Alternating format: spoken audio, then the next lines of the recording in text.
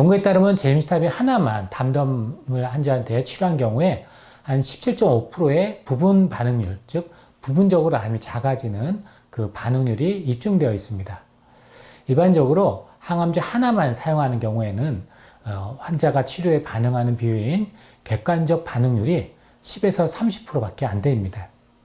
그런데 이 환자는 놀랍게도 제임스탑인 단독 투임에도 투여한 3회 병역요법 이후에 복부 CT를 다시 한번 찍어봤더니 당낭암도 사라지고 전이됐던 간과 대장 부위의 암도 모두 사라졌습니다. 게다가 치료 후 6개월 후에도 CT에서 암이 보이지 않는 완전 간해가 유지되었습니다. 한약으로 암 치료를 하는 한의사 장성환 원장입니다. 오늘은 담도암 4기 환자가 항암과 함께 한약을 병행해서 암이 완전히 사라진 사례에 대해서 소개해 드리도록 하겠습니다. 이 연구는 카가의과대학의 내과와 혈액종양 내과팀에서 발표한 사례인데요. 84세 여성이 피로하고 고혈하고 식욕부진을 호소하면서 이 대학병원에 입원하였습니다. 혈액검사 결과 염증 수치가 12.5로 염증 소견이 있었고, 우리가 ALP라든가 감마GTP가 좀 높게 나와서 담즙 배설에도 문제가 있는 소견이었습니다. 흉부에 CT를 찍어봤더니 양측 폐에 폐렴으로 진단되었고요. 복부 CT를 찍어봤더니 한 7cm 크기의 담낭암이 있었습니다.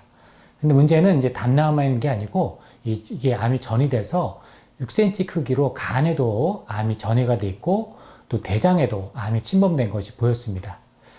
여기 이 환자는 이제 폐렴도 있는 데다가 담낭암에다가 담낭암에서 대장과 간으로 전이된 담도암 4기로 진단된 그런 경우입니다. 보통 담낭암 같은 경우는 담도암이라고도 부르는데요. 어쨌든 이 환자는 초기에 이제 폐렴 치료를 위해서 항생제를 당연히 치료했겠죠. 그러면서 아주 심한 식욕부진이 있었습니다. 그래서 정맥으로 정맥주사로 영양을 이제 보충하는 치료를 받았고요. 또 이것 때문에 이제 감염은 이제 다행히 개선이 되었습니다. 일반적으로 이제 담도암 4기의 항암제는 최근에 이제 뭐 약간 좀 수정이 되어 있지만 보통은 젬스타빈하고 시스플라틴 두 개의 항암제를 보통 쓰는 것이 기본 가이드입니다. 근데 이 당시 이분은 이제 84세, 나이가 아주 많으시죠. 고령이고 피로하고 식욕부진이 동반된 상당히 몸도 약한 환자였기 때문에 두 종류의 항암을 하기에는 너무 이제 항암이 셀 수 있기 때문에 젬스타빈, 비교적 약한 항암제인 젬스타빈 한 종류만 사용하였고, 그러면서 이제 항암 부작용을 좀 낮추려고 면역을 높이기 위해서 우리 흔히 알고 있는 보약, 그 십전대보탕을 함께 투여하였습니다. 보통 임상실험을 하면 젬스타빈은 가장 일반적으로 이 항암도 감염이 발생할 수 있고, 간 손상으로 간 효소 수치가 상승되거나 백혈구 수치, 특히 이제 호중구 수치가 감소하는 경우가 한 13.6% 정도 보고됐습니다. 그래서 이 환자가 과연 이제 이 젬스타빈을 쓰면서 고령인데 혹시 이게 호중구 수치가 500개 아래로 떨어진 심각한 호중 감소증 4등급이 발생하지 않을까, 또 감염이 있지 않을까 궁금할 수밖에 없었죠. 근데 이 환자 같은 경우는 호중구가 이제 보통 1000개에서 1500개 2등급 호중구 감소증을 하는데 그 정도만 관찰되고요. 이 정도면 항암을 충분히 할 수 있는 수치입니다. 그리고 한 3번 정도 이제 항암을 젬스타빈 단독을 하면서 십전대보탕을 같이 꾸준히 복용을 시켰는데 그동안 호중구를 높여주는 주사인 GCSF라든가 항생제를 투여할 필요가 없었습니다. 그래서 환자는 다행히 회복이 되었고요. 첫 번째 항암하고 한 2주 정도 있다가 식사를 할 수 있었습니다.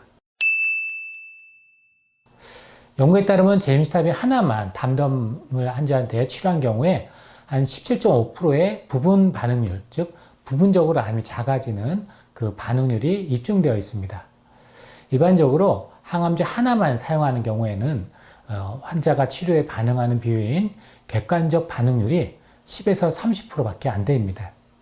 그런데 이 환자는 놀랍게도 젬스타빈 단독 투임에도 십전대보탕을 투여한 3회 병역요법 이후에 복부 CT를 다시 한번 찍어봤더니 당낭암도 사라지고 전이됐던 간과 대장 부위의 암도 모두 사라졌습니다.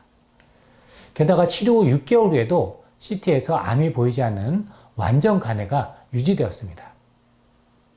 제미스타빈은 담도암 환자에서 암이 줄어드는 우리의 부분 간해가 한 17.5%밖에 되지 않는데, 이 환자는 전이된 암까지 모두 사라지는 완전 간해가 발생했다는 것은 일반적인 경우가 아니죠. 그래서 제미스타빈 항암제의 효능을 10전 대바탕이 올린 것으로 생각될 수 있습니다. 담도암은 흔한 암은 아니지만 한국은 전 세계적으로 담도암 발생률이 가장 높습니다. 또한 사망률도 높은데 2022년 국내 암종별 사망자 수를 살펴보면 담도암은 6번째를 차지하고 있는데, 췌장암보다 순위는 아래지만 보통 이제 간 안에 있는 담도암은 간암으로 현재 분류하고 있기 때문에 실제 환자 수는 췌장암보다 더 많을 가능성이 있습니다. 일반인과 비교했을 때 암 환자가 5년간 생존할 확률인 5년 상대 생존율은 2006년부터 2017년까지 97,676명의 담도 환자를 대상으로 한국중암 등록자를 이용해서 살펴보면 암이 국소에 있는 경우에는 생존율이 올랐지만 4기 경우에는 거의 생존율에 차이가 없이 비슷한 걸 볼 수 있습니다. 국내에서 4기 담도암의 5년 상대 생존율은 2.5%밖에 안 됩니다. 그래서 전 세계 암치료 의사분들은 여러 가지 이 항암 효능을 높이려고 노력을 하고 있는데요.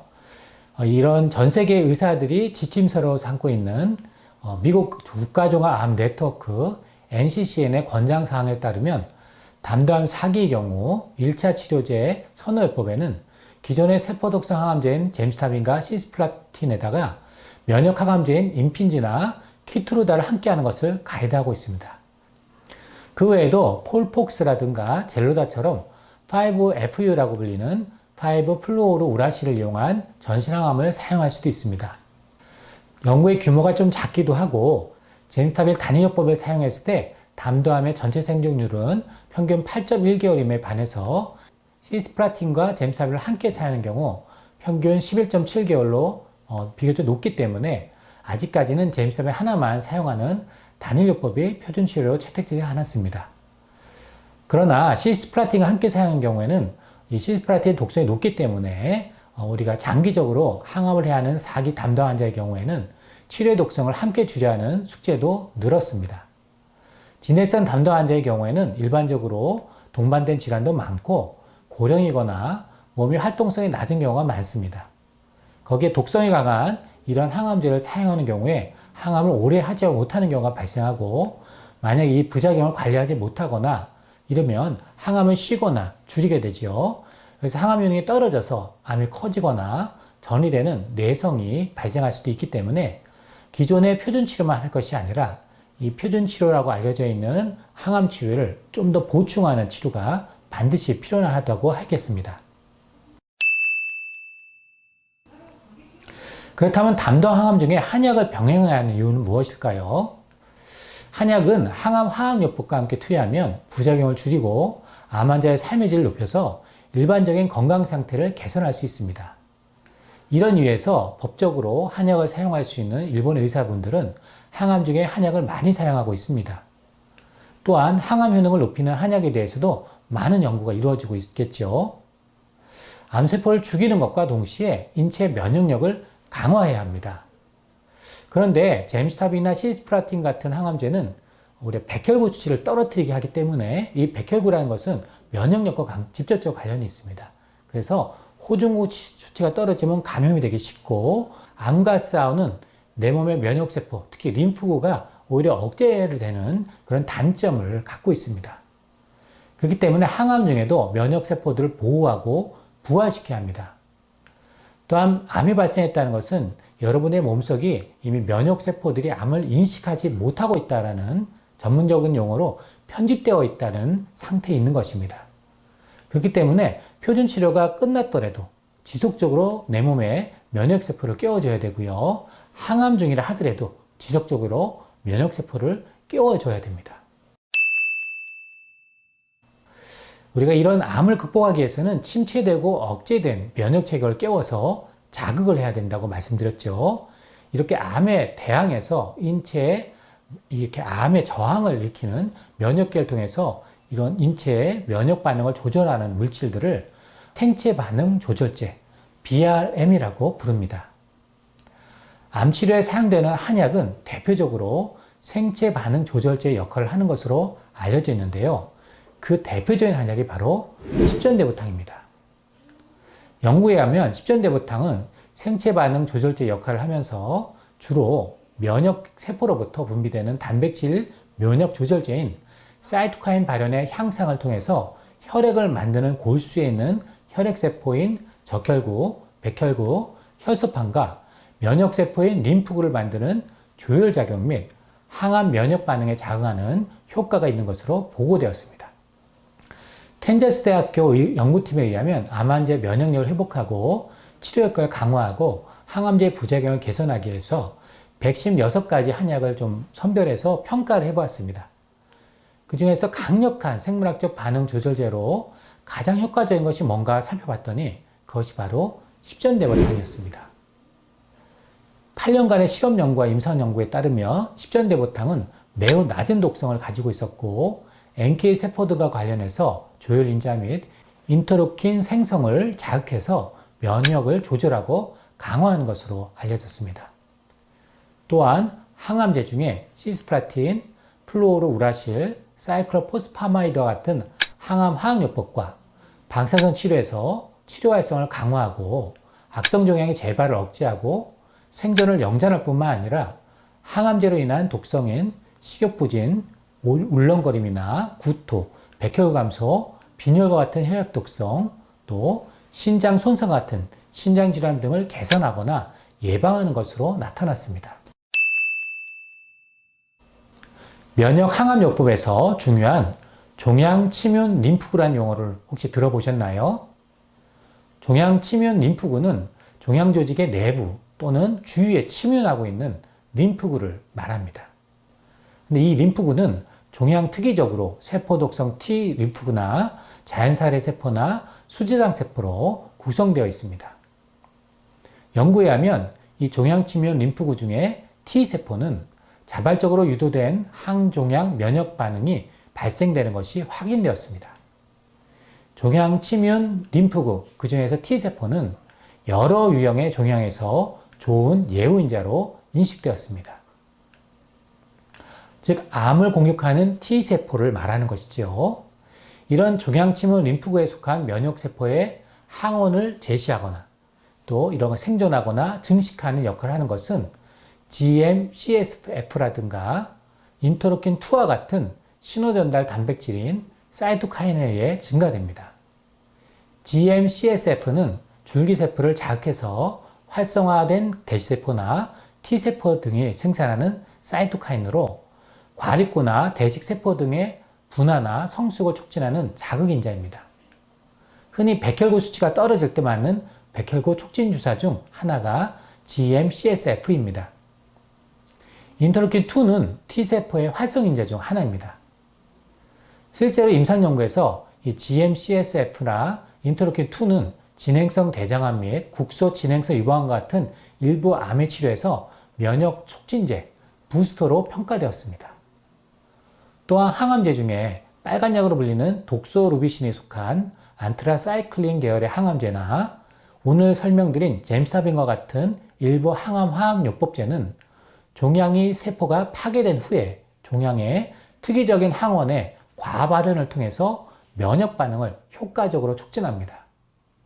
따라서 젬스타빈과 안트라사이클린계 항암제와 종양침문 림프구가 중요한 역할을 하는 합성 사이토카인과 같은 면역 요법제가 사용되면 시너지 효과가 있는 것으로 가정할 수 있겠습니다.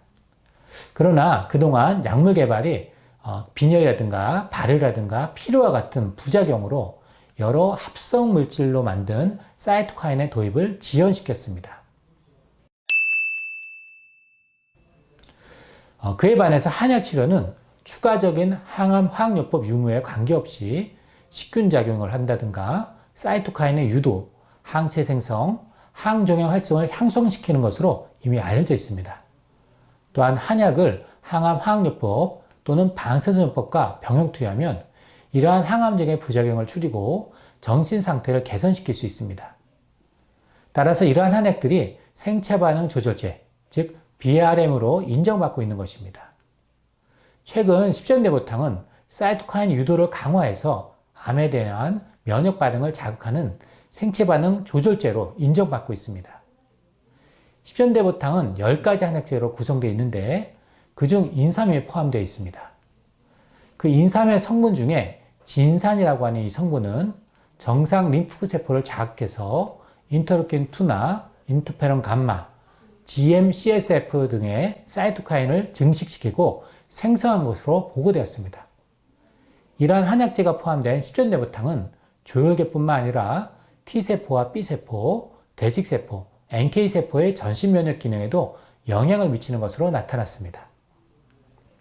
이러한 결과는 담도암 4기 환자의 호전 증례에서 보이듯이 십전대보탕이 사이토카인을 유도하고 잼스타빈의 항정 효과를 높였으며 골수 억제 등 항암 화학요법의 부작용을 줄임으로써 환자의 항종양 면역 반응을 효과적으로 높였으며 이 모두 중요한 임상적 상승 효과가 나타냈음을 시사해 줍니다. 결론적으로 이 호전 사례는 잼스타빈과 십전대보탐의 조합이 더 많은 환자 집단에서 항암 효과를 강화하고 항암 화학요법의 독성을 줄이며 일반적인 상태를 유지하는 데 유용할 수 있는지 여부를 체계적으로 연구할 가치가 있음을 시사하고 있습니다. 카가 의과대학 연구팀은 서양 약물에 비해서 한약은 일반적으로 부작용 비도가 낮은 특징이 있고 한약과 항암 화학요법을 결합하면 항생제나 수혈, 백혈구 증강주사인 GCSF의 사용을 줄임으로써 암 환자에게 의료 비용을 낮추는 데 기여할 수 있다고 하였습니다. 저 역시 담도암 환자들의 항암 면역 향상과 생존율 향상, 재발 억제 목적으로 십전대보탕을 임상에서 많이 활용하고 있습니다.